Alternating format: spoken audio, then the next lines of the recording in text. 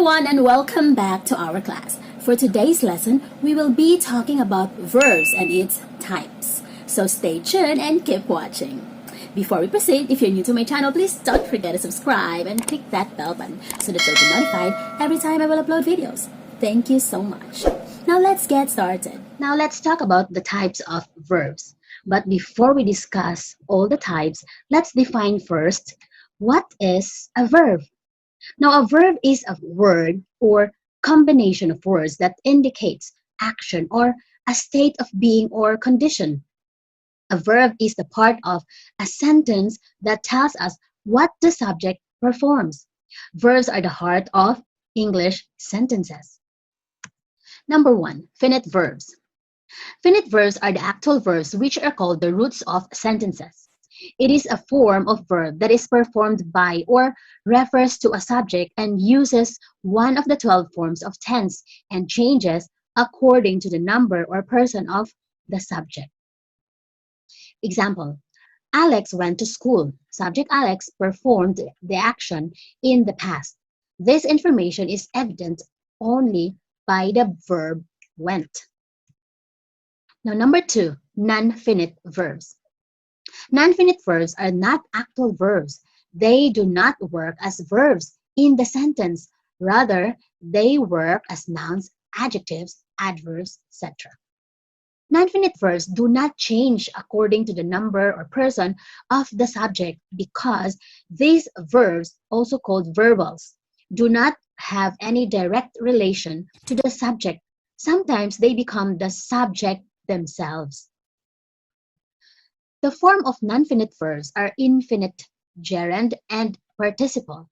Participles become finite verbs when they take auxiliary verbs. For example, Alex went abroad to play. That's infinitive. Playing cricket is his only job. That's in present participle. I have a broken back. That's past participle. Walking is a good habit. That's gerund. Now, action verbs. Action verbs indicate what the subject of a sentence performs. Action verbs can make the listener or reader feel emotions, see scenes more vividly and accurately. Action verbs can be transitive or intransitive. Transitive verbs must have a direct object. A transitive verb demands something or someone to be acted upon. Example, I painted a car. The verb paint demands an object to be painted. She is reading the newspaper. The verb read asks the questions. What is she reading?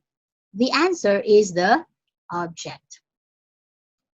Now, the intransitive verbs do not act upon anything. They may be followed by an adjective, adverb, preposition, or another part of speech. Example, she smiled. The verb smile cannot have any object since the action of smiling does not fall upon anything or anyone. I wake up at 6 a.m. No subject needed for this verb. Now, number 4, linking verbs. A linking verb adds details about the subject of a sentence. In its simplest form, it connects the subject and the complement, that is, the words that follow the linking verb. It creates a link between them instead of showing action. Often, what is on each side of a linking verb is equivalent. The complement redefines or restates the subject.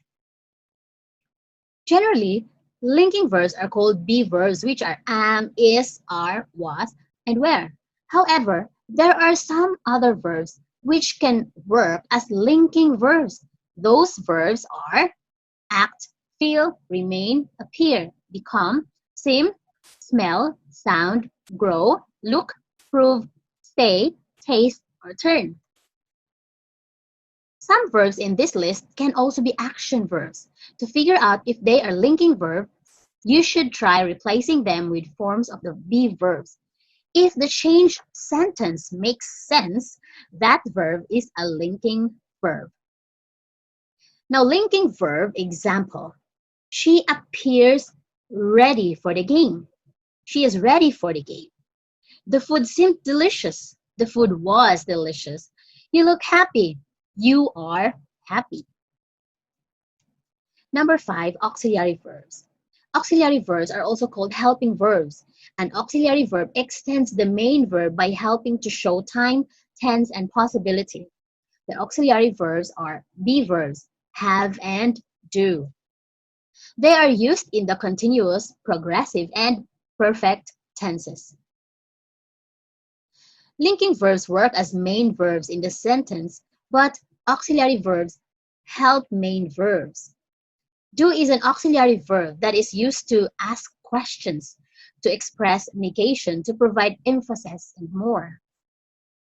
Example, Alex is going to school. They are walking in the park. I have seen a movie. Do you drink tea? Don't waste your time. Please do submit your assignments. Now, number 6, modal verbs. A modal verb is a kind of an auxiliary verb. It assists the main verb to indicate possibility, potentiality, ability, permission, expectation, and obligation. The modal verbs are can, could, must, may, might, ought to, shall, should, will, and would. Example, I may want to talk to you again. They must play their best game to win. She should call him. I will go there.